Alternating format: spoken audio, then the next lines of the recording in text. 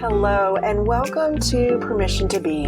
I'm your host, Becca Epley, joined today by my good friend and co-host, Tommy Allgood. Permission to Be exists to be a space of hope for those journeying to find their true, authentic selves. We hope that the story shared here will inspire you on your own journey and help you unlock the permission to be who you have always truly been. Hello and welcome to Permission to Be. I'm your co-host, Becca Epley. Joining me is my co-host, Tommy Allgood.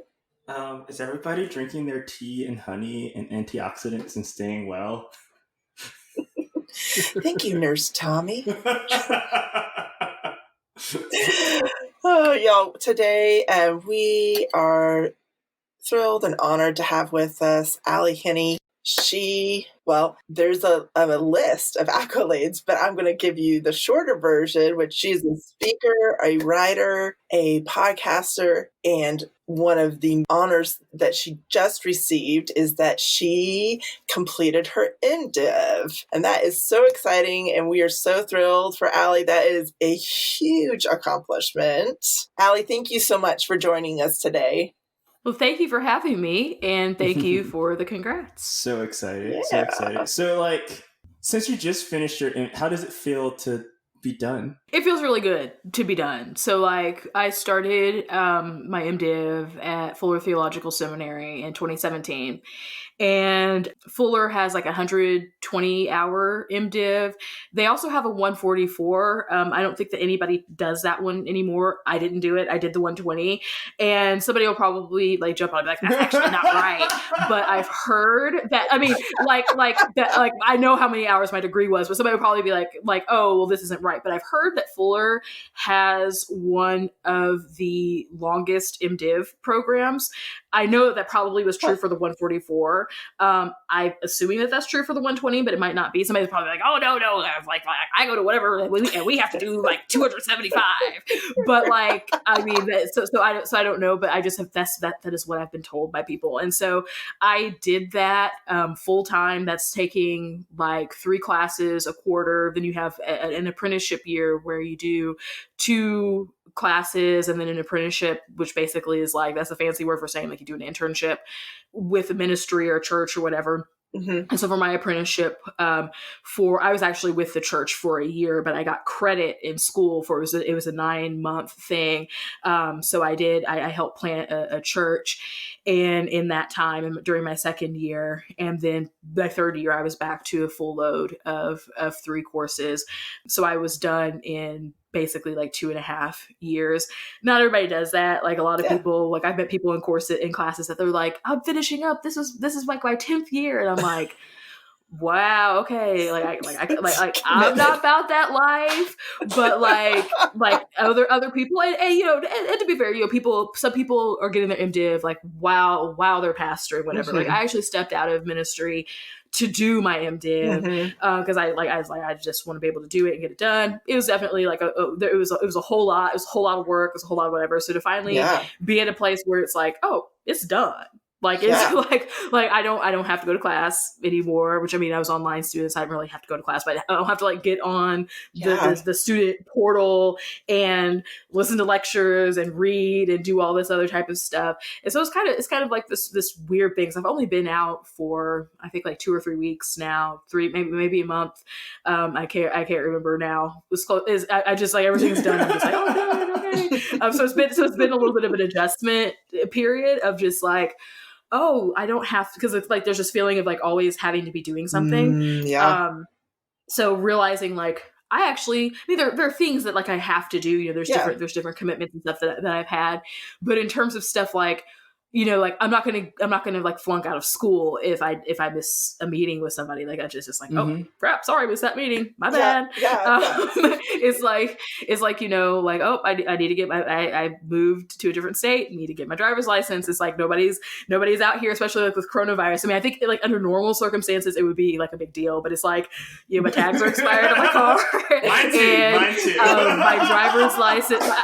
my driver's yeah, right. I mean, my tags have been expired for like a few months, but like the DMV isn't it's barely open. I do have a valid driver's license. I just need to switch. I moved to Chicago, so I need to get like an Illinois driver's license. But my driver's license is valid still. It's valid until 2023.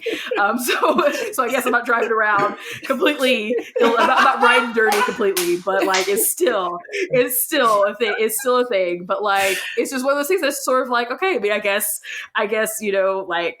Like I'm not going to flunk out of school. It's just okay. I've got to get my tags renewed. Like it's, I mean, that can be a big deal. But I think with coronavirus, like everybody's just sort of like, whatever. what are tags? What are licenses? What's any of this? What does it even mean anymore?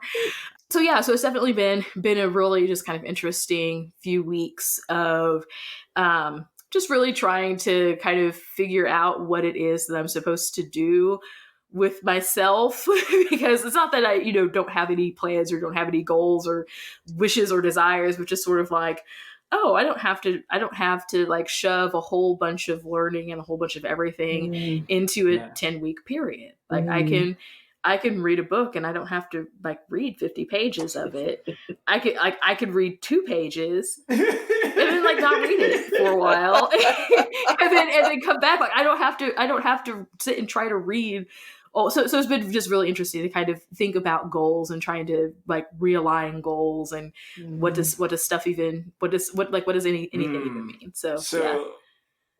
Man, like I want to go 2 different directions. I'm like, all right, what is that looking like for you? But I also want to know like what was your favorite part of like MDiv, like of getting your going through seminary, and like what changed you, what transformed you, like how does that impact your goals? Like I don't know, there's a whole that whole story just made me excited. Yeah.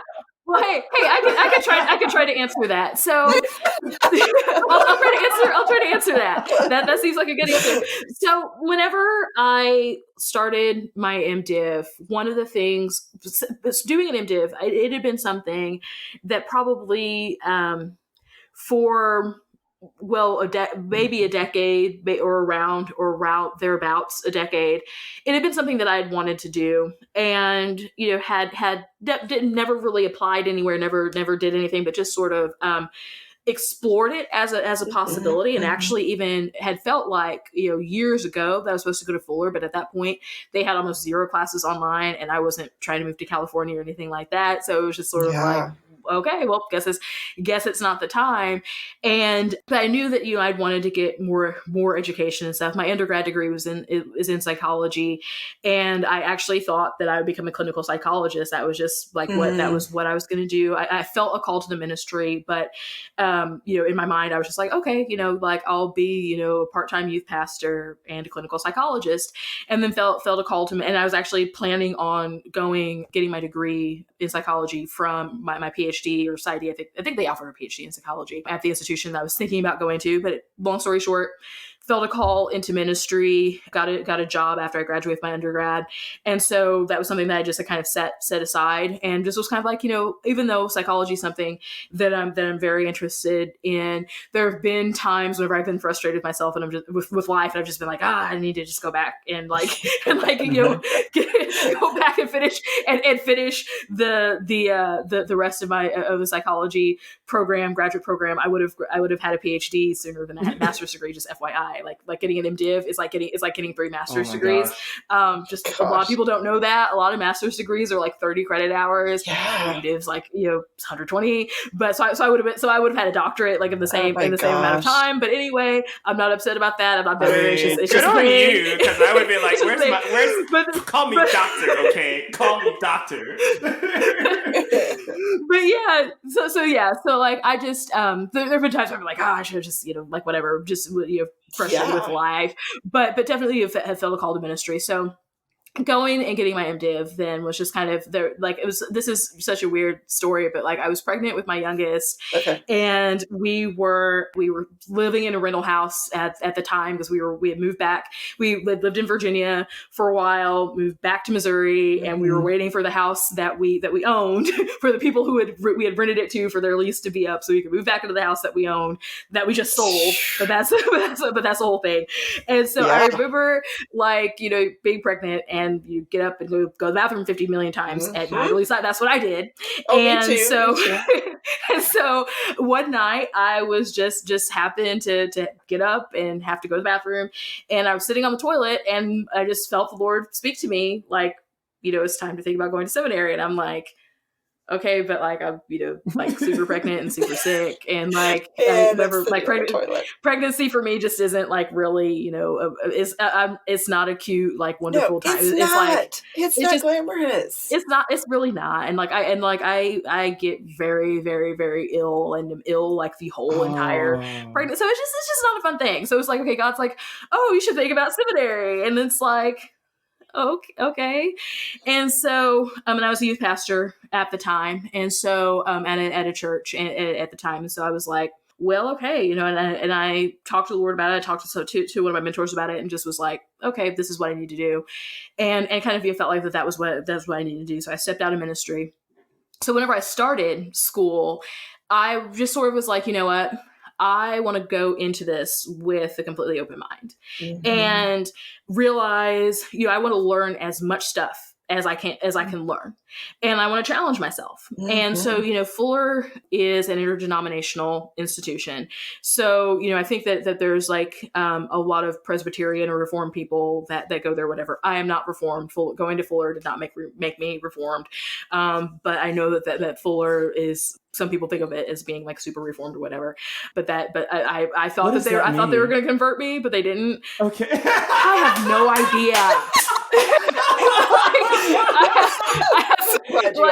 So like I say, that Reformed people basically, like, long story short, like people that believe in some of the doctrines and stuff that came out of the Protestant Reformation, which is basically whenever the group of people were basically like, Martin Luther was like, I don't want to be Catholic anymore. He really wasn't like that. But a lot of people were basically like, there's stuff wrong with the Catholic Church. The Catholic Church needs to change. And so the Catholic Church was like, well, we're not going to change. So then all these different denominations started.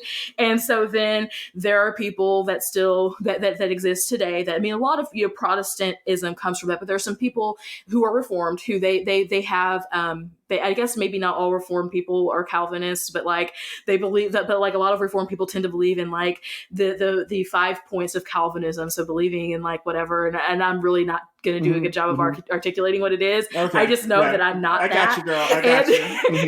I know that I'm not that. I don't necessarily believe in predestination and election. I don't believe in a limited atonement.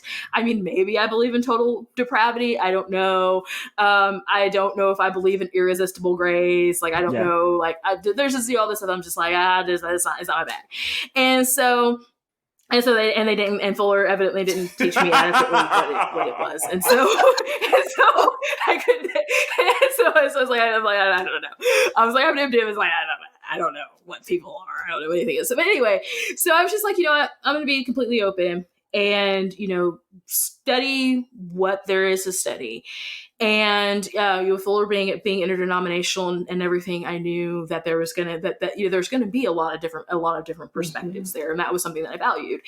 And I also valued that they were a place that elevated women in ministry, and they said on paper that they care about diversity, and I think that they really do with their heart care about diversity, but they need to do a lot of work on that. And I've actually done work with the institution and have complained and have said, you know, hey, y'all need to do better on this because this is a whole thing. This is a whole scene, and it's not okay. This is super colonized, and you know, not with it. And so anyway, so you know, as I came in and started to learn and everything, I really enjoyed that. The aspect of seminary that I really enjoyed was, it's kind of weird, but like the reading aspect of it, the research, just like the act of learning about something that I didn't know before. So like I took a class on Eastern Orthodoxy. I knew nothing about the Eastern Orthodox Church. I knew very little about the Eastern Orthodox Church. And so being able to learn and being able to like research, I wrote a paper, and like I got an A on it, but honestly it like wasn't a very good paper. and like the fact that I'm a decent writer like saved like the paper, because I was writing on a topic I knew absolutely nothing about. And so I was writing on something about Eucharistic prayers. Well, my background is like, you know, Pentecostal charismatic church. Like we don't do Eucharistic prayers in the way that the Orthodox Church does, or the Episcopal Church, or the Lutheran Church, whatever. I'm an Episcopalian now, but that's a whole other like thing. But like, so I consider myself like a charismatic Pentecostal Episcopalian. It's like it's a whole thing. But anyway, I'll get to that. I'll get to some of that in a minute.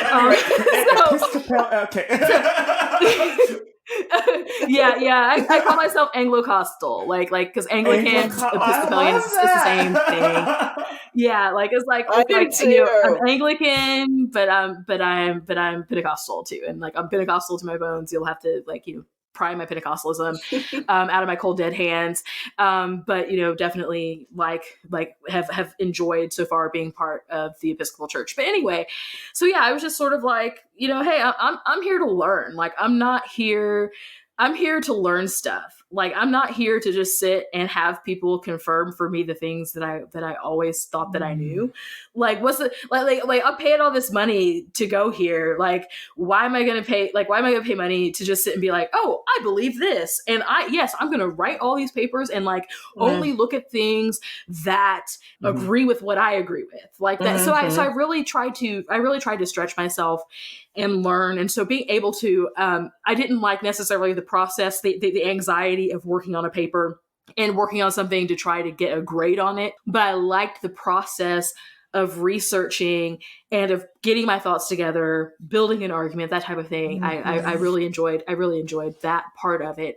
And so then kind of as I went through seminary and learned, you know, about different things and really had a lot of my beliefs and thoughts challenged, not only at Fuller, not only like in that context, but even in some of my contexts, just, you know, the different friends that I made, different colleagues and stuff, different fellow ministers and stuff that I've met along the way who challenged my theology, and not like they were out here like, I challenge you, but just like, you know, like I have a good friend who is a Disciples of Christ pastor, and he would post things and share things and whatever. You know, we've been in a lot of the same spaces. In fact, I even appreciated his church some, was theologian in residence and stuff at his church for a while. It's one of those things that, like, you know, he would post stuff, you know, he would talk about things, and it's like he's talking about things and thinking about things that I'm not really thinking about those things. And so like, let me figure out like what I think or what I believe about that. And what are some different perspectives on that. And so it's like, you know, I don't necessarily have to believe everything that somebody presents me with, but I can at least be open-minded enough to consider it and to consider the arguments for and against it, and to kind of understand, you know, just better. And so as I went through seminary, as I went through the process, went through the journey of learning, I did a lot of work. Kind of one of my research interests was whatever topic it was. Pretty much in any class, I would find a way to incorporate like Black theology, Black liberation theology, womanism. I would find an angle for that, and would find ways to bring that into it. So to bring my Blackness, to bring my Black perspective into a curriculum that in a lot of ways was colonized, but still having the freedom and leeway to do that. And so kind of as I was able to do that, as I was able to just be just exposed to a lot of different things. I mentioned doing an apprenticeship and stuff during my second year. And that was like at kind of an interdenominational church. That was kind of what it's a Disciples of Christ church now. Yeah. And incidentally, they just became part of the Disciples denomination. But at the time that I was there, that I was serving there as associate pastor, it was just an interdenominational church. And the pastor of the church, she was always someone that she's still, I still consider her a good friend and mentor, but someone that just always, she really pushes me to think about things, and has really pushed me and challenged me to think about, well, why do I I have this I have this strong opinion about it, but what is it, but like, what does that actually mean? And how does this actually, I might think like, well, maybe like, I couldn't do this, or I couldn't do that, or whatever. And then, but like, what about like the real world? Like, I have this opinion just kind of in a vacuum, but what about like, how does that play into the real world? And so, just having that experience. And so then within that, we started to, I knew that I've been called to ministry. I've been in ministry, served as pastor and stuff for years, but I had several professors tell me the two things that I heard consistently from my professors was like, you need to be ordained in ministry. Like, you need to do this, but also like, you need to do a PhD. Those are the two things. You need to do a PhD. You need to do further your education. Those are the two things that I've heard consistently. I've heard consistently from my professors, and the couple of professors in particular who were just like, in order for you to really live out your calling, like, you really need to be ordained. And that's something that I had felt, but I always kind of was like, wrestle with like, do I really need to do this? Is this really whatever? And so being a woman, being a Black woman, and also I think that it's very hard to find a denominational home. It's very hard to find a place where, for me, I realized along some of the journey that like, I can't participate in a denomination that I couldn't lead. And it's not that I want to lead a denomination, like, no, thank you. Like, absolutely not. I'm really not even a denominational person. I don't really like denominations. Having been on the other side of non-denominationalism, I realized that like, I found myself in ministry always having to start over because my family has moved, we've transitioned different times. And the idea of having to keep starting over, I didn't like that. And that's one of the things that makes me averse to non-denominationalism. One of the few things that makes me averse to that is that great if you're going to stay at the same church for, 50 years, it's cool. Like it works out.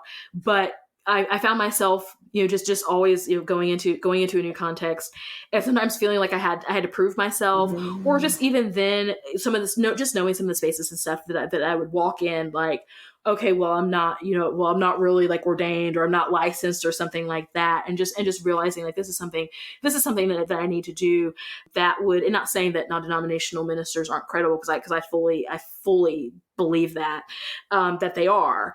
But just recognizing that it wasn't the thing for me. So then trying to figure out, well, where can I be ordained? That's going to be something. And the Episcopal Church is my home right now. I ended up that ended up becoming a fit. And I say that, there's not a whole heck of a lot of Black Episcopalians. They exist, and thankfully they exist where I live now. There's several Black Episcopal churches but you don't think like Episcopalian and like immediately think like, Black people. You think like some old gray-haired white dude with like, I don't know. And so but like, we're definitely out there. We definitely exist. I wish that more of us existed. This is where I'm at right now, and we'll see what God does. I mean, I have no idea what God is going to do, and I'm okay with that at this point. I'm at peace with that. God could be like, okay, cool, you were in this denomination for a while because of like whatever, and cool, maybe you'll go over here. And so I'm just kind of really super duper open to that. So then kind of getting to the goals aspect of that, it's just like something I've realized through seminary is just like, you know what, I don't know, like sometimes God is just like, F your goals. And it's just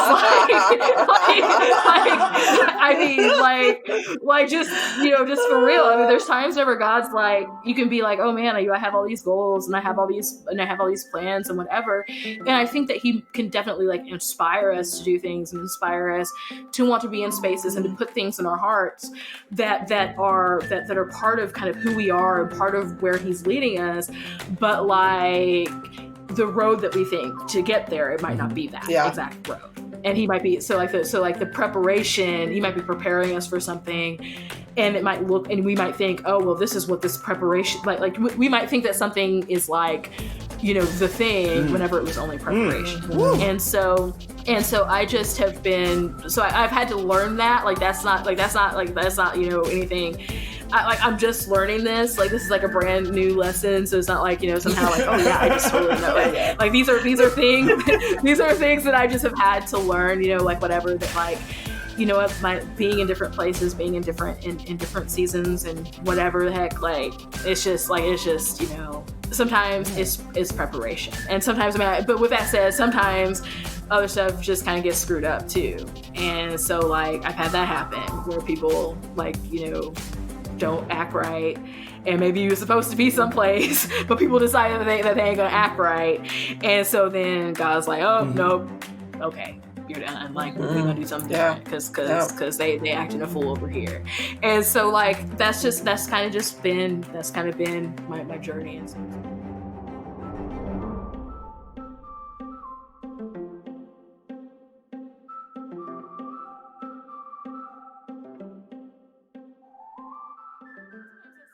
it's kind of like I'm at this point right now where like a lot of stuff like is annoying. It's sort of well, I know you're a nurse, so you probably, you know, get like whenever people start saying stuff and they're like, oh yeah, you know, blah blah blah blah, and you're like, okay, but this is caused by bacteria, so antibiotics or virus, whatever, I can't remember which is what right now. I had it in my mind, and then I lost it, and it's actually something that I should know. And you're like, okay, but cool, like antibiotics are gonna work, whatever. And so like, I have that conversation more times than I care to. You're just care to relive. but it's like, but I need it, and you're like, okay, cool, like this is, but it's like, it's not gonna work, whatever, you know, but go off. And so like you have like that, like this thing where like wherever you know about something, like wherever people don't know about it, it's not that you're arrogant and like think like, oh, I just know everything, but it's just like one of those things that you're like, oh my gosh, people really don't know stuff. And so like I've been in some spaces where like you know, people talking about theology, or people like whatever, where it's like, oh wow, y'all really don't know. like y'all, like what are y'all's pastors teaching you? This isn't that's and what are you not questioning? Yeah, well, Kevin Garcia, he talks about like, bad theology kills, and so it's like so often. I think for me as a nurse, as I experience it, or in even in other spaces, it's just like what you're thinking right now is actually deadly in instances, right? And so, and I feel like theology carries that same weight, especially when it begins to be weaponized against people, against Black people, against women. And so like that, when you were talking about that, that's sort of what popped up into my brain surrounding that a little bit. Well, that's what colonization did, was weaponize theology. I mean, here we are today.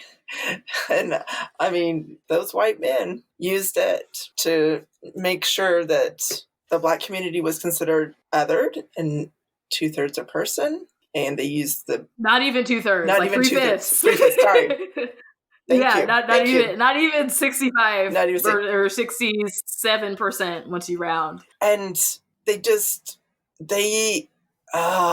we white people took the Bible and used it to destroy other human beings. And and everybody was sitting there going, yes, that's the pastor, that's the leader. Yes, nobody's questioning. And just because nobody's questioning does not mean that it's still not on them for following. Yeah. And you know what? That's something that whenever you talk about that questioning aspect, I think that I do not consider myself an evangelical. I don't know if I ever really considered myself an evangelical, like I guess, you know, being evangelical adjacent, you know, growing up in the Black church, but then going to like white Pentecostal and charismatic churches. It's sort of, I mean, Pentecostals and charismatics, people debate on whether or not they're evangelical. At this point, they're evangelical, but you can definitely, and doctrinally they are, but in terms of like as a voting block, as a whatever. There's little distinction. And really, I mean, I could go into even just, there's little distinction between Pentecostalism and like Southern Baptists in a lot of ways. Like even you talk about, Pentecostals speak in tongues, not a whole lot of them do anymore. Like really, I mean, there's a lot that we could talk about with that, but like the idea of questioning, like a lot of something that I found, because being somebody that is evangelical adjacent, that a lot of the Christians that I know are evangelical, there's something that I've observed about the culture is that there is an aversion almost to like everything is just it's pat answers, it's platitudes, it's all this other type of stuff. And I actually had I guess it would have been about a year ago, would have been right at a year ago, I listened to Searching for Sunday by Rachel Held Evans. Like it was really even interesting kind of how that turned about. My mentor, my friend had told me, like, you need to read this, or there's some things that I was just like, I was wrestling with. The book had nothing to do with anything that I was wrestling with, but my friend was just like, I just really feel like you need to read Searching for Sunday. And she had actually recommended it to me not very long before Rachel had passed. And so like I had bought the paper copy of it and had it, whatever. And I followed Rachel and stuff on Twitter a little bit, was familiar with some of her work, but wasn't really, I mean, like her being a white woman, she was somebody that I considered an ally. Like you're an ally, but her platform and stuff is like I felt like, that's really for white women. That's not necessarily anything, and that's once again, no shade on her or anything. That was just like, you're this white woman speaking to white people about justice. Rock on with your bad self. You're cool. And so not very long after she had passed away, I was on a long road trip, and I decided to listen to Searching for Sunday on Audible. And so it was like kind of an experience hearing her voice reading that. It was really kind of an emotional experience. And I was like, wow, just feeling like the weight of that loss. Like, wow, she was brilliant, she was honest, like whatever. Like in Searching for Sunday definitely changed my life. But like the book wasn't about it, so it's kind of weird, because it's like the book wasn't about, like, a lot of the struggles and stuff that she had was like nothing like that I really struggled with. But there was just something very universal. I've never gone through like a faith crisis where I've like lost faith in God. Like I definitely have been in the place of like, I'm not sure kind of where I belong in terms of like what church I should go to, or should I be part of a denomination, like that aspect of it. I can identify with being in church settings where you don't necessarily like what's going on, and you have some issues with some things. I could relate to that from a perspective as being a Black woman who had found myself in these white predominantly white charisma, some of them even multicultural church, like kind of wannabe Pentecostal and charismatic heritage churches or whatever, and I could relate to kind of some of her feeling of, for her, it was, questioning her faith of like, there's no space for that. There's no space for this. For me, it was more kind of from an aspect of race, and like y'all don't care about justice, and y'all aren't willing to interrogate some of your assumptions about people who look like me. Y'all commodify my culture, use my vernacular, my culture as a marketing thing, and like that's it. And all these different things.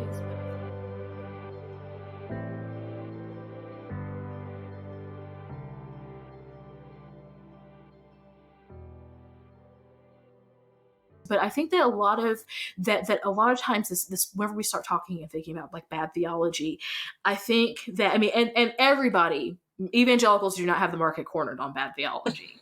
Like there is bad theology everywhere. Wherever there are people, there are going to be people who have something about God wrong and have it really wrong.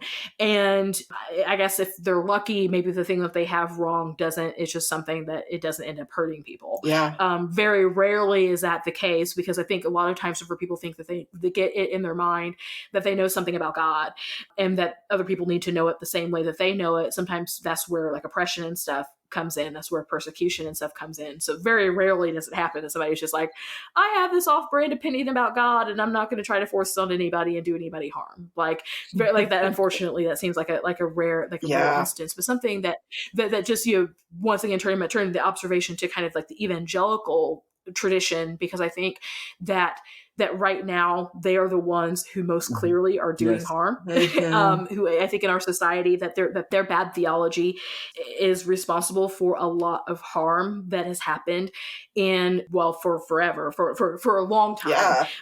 For sure. We can at least say for the last 40 odd years, last almost 50 years, we can or 60 years, we can definitely saddle that and say that, but even just in our current zeitgeist, evangelicals overwhelmingly voting for a president that a lot of people feel is racist, and voting for policies and stuff that are harmful to people, and that just being justified as, well, this is God's man, but God could do this, but God could do that. Yet they were cool. They're cool with that.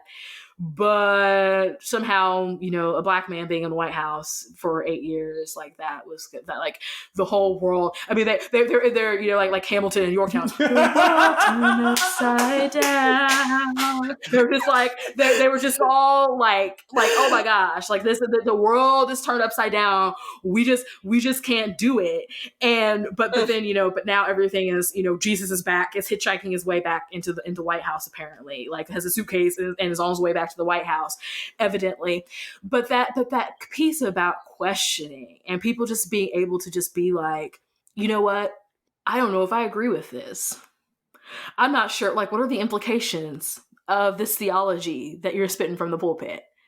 And people, and like this, just at least the way that I have seen, and this hasn't been every pastor that I've had by any means, but the way that I see a lot of people in the pulpit, a lot of people handle the word of God, is that it's almost like, I'm here telling you the word of God, and if you don't agree with it, then you're not solid. Yeah. Or to even to question it, like I've done, and these are people like with no, and so the thing too, and like I don't like to be an education snob at all, because not everybody has access to education. Seminary costs a lot of money. Mm-hmm. And not everybody has that kind of money. Like, just I mean, I don't have that kind of money, but like the Lord provided for me to be able to go. Like, I didn't have that I didn't have seminary money. I didn't have seminary money, but God provided. And that's not to say like if God doesn't provide for somebody else, like God loves them less. It's just like not everybody has that. But I also see the danger in whenever people, like, we have a lot of like, there are people, there are entire like church planting movements that are based on, if you have a dream in your heart, if you have a call from God and it's something that's in your heart, that you can go start a church. So you don't need theological training. You don't need anti-racism training. You don't need sexual harassment training. I mean, training to not sexually harass people, not how to do it. But like, you don't need you don't need any type of cultural sensitivity or awareness training. You don't need any kind of you don't need anything. All you need is just the call of God and the dream in and desire in your heart to go and plant a church. I mean, like, that's like, I believe there's some who is called, there's some who sent, and there's some who just went.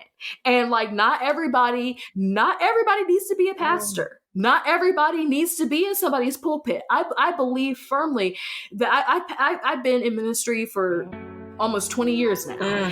And like I am here. I talked earlier about, there are times where it was just frustrating. Where it's just like, oh my gosh, like I just want to go and just deal with people that help people with mental illness and deal with all that comes with helping people with mental illness, because that would be better than that would be better, not to down people who are mentally ill, but just to say like that's something that because ministry can be so like whatever that at least like in a psychological practice, I can walk away from that at the end of the day. I can. Yes, somebody just shared this horrible abuse with me, and like this is bad, and there might be secondhand trauma or whatever. but I can walk out of that office and get in my car and go home and not have to deal with that. You can't do that in ministry. You can't do that. That job is 24/7. You can't do that. And so there's a lot of folks that okay, great. I mean, you ministry does not pay the big bucks. I believe if you're out here, you probably are called. But a lot of folks just think that they can just get out of here. They can just get out here and start a church with no type of training. And oftentimes, people mishandle the Word of God because they'll go to 5011 Grow Your Church seminars, but can't take classes can't take a New Testament class at online at a college or whatever. Can't their church will spend money to send them to whatever Grow Your Church conference, but they won't take that same money to pay for a credit hour of a class that's going to be able to help you get some decent theology that you're not abusing people from the pulpit. And so it's like I have no problem with church planning. I have no problem with church planning networks. I don't think that every single person who's going to be a pastor needs to have an MDiv. I am not an elitist. I am not a snob, but I can tell you from firsthand experience and firsthand knowledge of people who had no theological training, pastoring, no mental health exams, no anything, no not meeting any type of basic criteria that you would have to meet. Even like some of the denominations that don't have I don't want to say like a stringent. They're like different. I've looked into different denominations. I've started the process, I've looked into the process rather in different denominations and stuff. And like there's different denominations that's rigorous in different ways. And so, but at the end of the day, and some denominations don't have an adequate process, but they at least have something. Yeah. But like some people are out there just like cool, and I personally have like witnessed firsthand where people who have bad theology have done harm, but you could not say anything. You could not offer any alternative insights. You could not correct them because they were king of the castle, because they were the person who was being paid to stand in the pulpit every week. And so if you offered any type of challenge, it was like you were challenging them and you were challenging God and whatever. And like that's just not okay. And there, like I said, there's spiritual abuse. In every corner of the church, you are gonna find some jerk that's doing spiritual abuse. Yeah. Like you're gonna find there's gonna be some group of people there that's gonna be doing something harmful. So it's one of them things. It's just like that's like whether you want to chalk it up to sin, whether you want whatever you want to call it, like that's just what it is. What it is. I think it's a sin problem. I chalk it up to the fact that we're sinful and we will and if it's not like we're just we're bad, but just one of those things that if we ain't right, then we ain't right, and like if you ain't right, then if you ain't right, then you ain't right, and if you got issues and stuff, and so a lot of times just a lot of times these dudes, I guess U.S. women too, but majority of pastors are men. And a lot of these times, these dudes get in the pulpit, they get on an ego trip. There's no means to be able to correct them. There's nothing there. And you can talk about institutionalized bad theology too, because there are some denominations that have institutionalized their bad theology and keep women and keep queer people and keep everybody else and lock it up that somehow it only is white dudes and a few token black and brown folks that can show up and that can teach the word and that can whatever, and that's a whole other problem. But anyway, I say all that to say that I think that that getting back to that kind of that questioning piece, I think that a lot of people are afraid of that, and they are afraid to really think about what it is that they believe and why they believe it, and then to be willing to say, you know what, maybe I'm wrong about this. Or maybe or just even say you know what, I believe this because it makes me feel comfortable, but it might not be right. And but it might not be, and I think that a lot of our problems would be solved if people would just say, you know what, I know that there could probably be a different way to look at this, but I just choose to think about it this way because it's what makes me comfortable, and I don't want to change. And people just would be real about that. Then I think that we could, you know, there's a lot of stuff that we could avoid. So like, okay, cool. You're entrenched in your racist theology. You're not trying to like, you know, spiritualize it or justify it. You just want to be racist because that's what feels comfortable. Cool. Then I don't have to go to your church. Like, it's just like just own it. Just say, you know what? I actually don't like black people. Like, you know, I'm homophobic. Mm-hmm. You know, actually, I'm misogynistic. Just own it. Just okay, cool. Like don't sit and try to act like, you know, well, you know, we think that women have you know, they have equal calling from God, but just different roles. Don't play that mess. Like just say, look, I don't think that women should be able to do X, Y, and Z. I can try to explain it from the Word of God. That's what I'm going to try to do. But like, okay, I mean, you know, you can also explain from the Word of God why you think that that the opposite is true. So you know, I'm just comfortable with it. Like this is what I'm comfortable believing this way. The end. Like I wish that a lot of people would just be honest about it. Just like I am homosexual people make me uncomfortable. Gay folks make me uncomfortable. The end. Okay, they don't actually make me uncomfortable, but like if people would just say if people would just say, you know what, that makes me really uncomfortable. Honestly, like for me, it makes me feel safe when people can come out and be like, yeah, you just make me uncomfortable. It's like, oh, I don't have to be around you. I can now engage my consent and remove myself from you, and we can make this more comfortable situation for both of us. Exactly. So, I mean, I deal with that. Like, how you said you grew up in the Black church, and now you're like Episcopalian, and obviously, like I see some of the traditions, and Black churches don't leave you, right? So, like, how is that in Chicago in a Black Episcopalian environment? What are some of those traditions? And I guess for me growing up, the Black church sort of became a space that wasn't safe for me, being a queer person. And I don't want to like sum all that up into the Black church, because I think that, you know, the Black church is not a monolith. And there are Black churches that are affirming that you know, and there's still work to be done. And I guess I've been thinking about the Black church having to exist because of the institute or white supremacy, like it being sort of this formation of our spirituality. And I often find myself in spaces of like, I just don't know what to do, sort of with this rich tradition that is growing in some areas, and then some areas is deeply entrenched in some deeply homophobic, transphobic sort of theologies.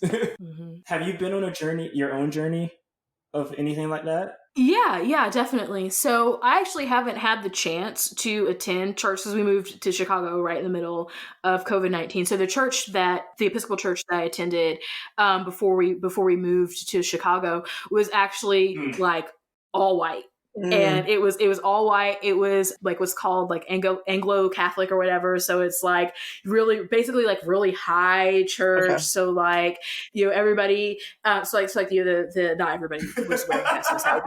Everybody was wearing like came to church like wearing robes when you show up and you're like, what? I feel really underdressed right now. Like it wasn't like that, but you know, like so the priest, you know, he would you know, he'd wear like vestments and everything. There'd be candles lit and different, like we did, because the Episcopal church, like they have where you can do a sung mass or a spoken mass. So we had sung and spoken mass. They would celebrate like some different like holy days, like of different saints. And then you know, there'd be times like they'd have like incense and stuff, like people call it like smells and bells or whatever. But basically, a lot of ways it was like it's a like the Catholic Church in some ways, except for, you know, like not like, oh hey, we like oh, the Pope is like our authority or whatever. But that's just kind of like and then there's like Episcopalians that are like not even anywhere close to that like that like, you know, it's kind of like low church, whatever, or it might look, with the exception of kind of how some of the liturgy and stuff is formed, like the music and stuff might be like, oh, this is like, you know, they're singing Reckless Love, okay, like whatever. So that like that does exist. I think that most Episcopal churches are kind of in the middle of the road. But anyway, so I attended this church that was just like really super white, and so, but I love the priest there, and the reason why my family was there was because of some conversations that I had actually had with the priest before we had even started attending there. I had just happened, it's funny how like the Lord will do stuff. I just felt led to go there because I'd been discerning, like, I think I want to, you know, be in the Anglican tradition, and sort of trying to explore what that looked like. And so some of that even kind of related to some of my journey, because I think that there's another Anglican denomination that I have several good friends that are part of, and that looks a little bit more like what I was used to kind of coming out of, kind of, you know, charismatic, like whatever type of thing. Not that there are some Anglican churches that are charismatic, but that you know, that they tend to have more guitars and to have whatever. And, you know, I was at first had started to kind of lean that way, and was, you know, starting to maybe start some of the discernment process and stuff there. And then and I'll get to it in a second, but there's just, I just realized I can't do that. So I visited this Episcopal church, and I was actually attending another church, but visited the Episcopal church, and just on a random Sunday. And then the priest invited me. I mentioned, you know, like whatever that I was thinking about becoming an Episcopalian, but not until, you know, I graduated seminary, which would have been, you know, like until I graduate seminary next year, which, I mean, this is next year now. Yeah. And so, you know, priest invited me out to lunch, and so, you know, Father David and I, like, we talked for a while. He just seemed really super cool. He was explaining to me kind of like, you know, some of the journey that his church had been on, with some different, with race, but then also with same gender marriage, like that whole thing. And he had been kind of explaining some of that journey, whatever. And it was like, oh, okay, cool. Like that's great. You know, maybe I'll visit occasionally. So then, you know, bunch of stuff happened, and ended up going to that church, you know, just a couple months later, and ended up was like, okay, yeah, I want to be in an Episcopal church. Well, the thing that kind of had precipitated that is my nephew came out as trans last year. He's been out for a year, and then before that, a cousin that I'm very close to, I feel like that was like the year before that, had come out. He's gay. I'm assuming he's gay. I guess he could be bi. I don't know for sure. Like he's like queer. I know He's queer. he's I know likes other dudes, but I don't know if he likes women. We just, it's like, okay, cool. Like, this is who you are. Like, I'm not like really delved into that because I feel like it's not my business. It's just like, it's like, okay, cool. This is who you are, whatever. And so, you know, definitely, but I say that, but it's like, you know, definitely having wrestle with, like, I've been part of traditions that have treated this like, oh, this is you know, wrong. This is like whatever. Like we love people. You hate the sin, love the sinner. Like all this stuff. Yep. And like just all this stuff that's harmful. And and over the years, I've really wrestled and really struggled, and have really just like, it's like I don't fully accept that, but okay, this is like what you're saying is right. So okay.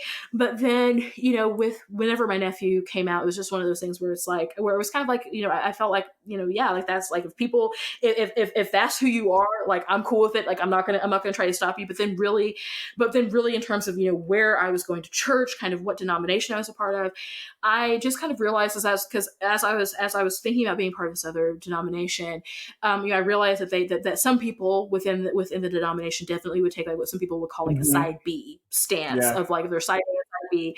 Side A would be like, you know, fully affirming, get married, have sex, do whatever, but like do you, it's your world. Yeah. Side B is like, okay, cool. Like we believe that that's an identity. We think that, you know, whatever, like we believe in the experience, but like we believe that this is a valid experience, but maybe you should stay celibate. Like maybe maybe there's room for like you could have like a person that you care about and your spiritual friends or something like that. And I'm not like putting that down, because I think there are people that really that are part of that like that's their jam, that works for them. But talking to other people, like it's like, okay, but this doesn't work for us. Like and so just having to mediate that space of like, is this adequate? Is this church's stance adequate enough? And what I realized, what I felt convicted on, is that like, I want to be able to, if I'm pastoring a church, I want my nephew and my cousin to be able to come to my church and to be able to be their full authentic self. Yes. And not feel like that there's anything that they have to hide. If my nephew wants to get married and asks me to perform his marriage, I don't want to have to be like, well, I'm sorry, but like, my church says that I can't do it, and I could get kicked out. Like if they found out, like that's my nephew. Like I'm gonna be like that's my nephew, and like I'm the one in the family that he knows that's a minister. Like, what is that really? Like, am I really gonna do that? And so I just realized, I love people, and I'm gonna try to love people as much as I can love people. And if somehow, like, if God is displeased with me loving people, which I don't think he is, but if for some reason God is mad at the people that I chose to love and just somehow decides that, like, well, you know what, forget that. Yeah. Then okay. I deserved it. like if I'm gonna get thrown in hell for loving people, then okay, like, fine. I mean, but the thing is, like, God isn't gonna do that. Like what kind of God would do that? That's like, whoever God exactly said, love your neighbor, but he didn't, like, there was no like parentheses, there was no except like don't love them, move them, like just don't, like, act like they don't exist. I don't remember reading that in my Bible. Whenever I look at my Bible, I see to love everybody, and so like I have confidence in love, and the Bible says that perfect love casts out all fear. So like that's where I'm at, and I say that it's been a journey insofar as not really like being like, oh, like I'm afraid of like oh my goodness, I'm not like I'm not I mean like there's a lot of other things that I would go to hell for. But like there's like a list of things. If there's a list of things that God was like, well, you know what? Like I don't think that caring about people's human dignity is gonna make that list at all. But I realize as I say, you talk about like, oh, you go to hell, whatever. It's because I think that for me, the thing is like recognizing that, like, it's some folks that are going to come out and they're going to be nasty. Like I've had people write articles and stuff about me on like blogs that like 2 people read. The only way I know about it is I had to Google my name to get verified. I had to Google my name to get verified on Facebook, and it's like I had to like prove somehow that I feel like that they're verifying everybody now, but it's whatever. But anyway, like I had to prove that like I was whatever. So I was like, oh, well, let me like I was googling my name to like be able to pull up like, oh, I was on this and I was on that, and like to find to like my HuffPost byline, like all this other type of stuff. And then I'm like, oh, this blog wrote something about me. Okay, it's like and like one of the things that they had something to say about was because I had mentioned, because I was telling you like, oh hey, yeah, I think that Black people should join the Episcopal Church, and they had mentioned I talked about some of what I just shared with my journey and everything, and they were like, oh my goodness, she thinks that like whatever. I'm like, yeah, okay. Yeah. I can people like so like putting this out there like it was something bad. I'm just like, okay. Yeah, it's like you didn't say anything about me that wasn't true. Like, but then people like they're like saying it like this pro LGBTQ like when I'm like, yeah. Okay, like are people supposed to be scared of me because of that? Like what? Like okay, whatever.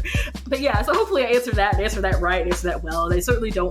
Hopefully that doesn't come off like, oh, I think that somehow like linking like queer people in hell. Like I'm not trying to link queer people in hell. But what I'm trying to say is that like that's what the thinking is sometimes. Is that like that's what the thinking is that like if you somehow like love queer people, then you're gonna be like, oh, well, God's gonna somehow like throw you away or whatever, and I guess I'm just sort of like, okay, like I mean, I guess if that's what happens, then like that's not.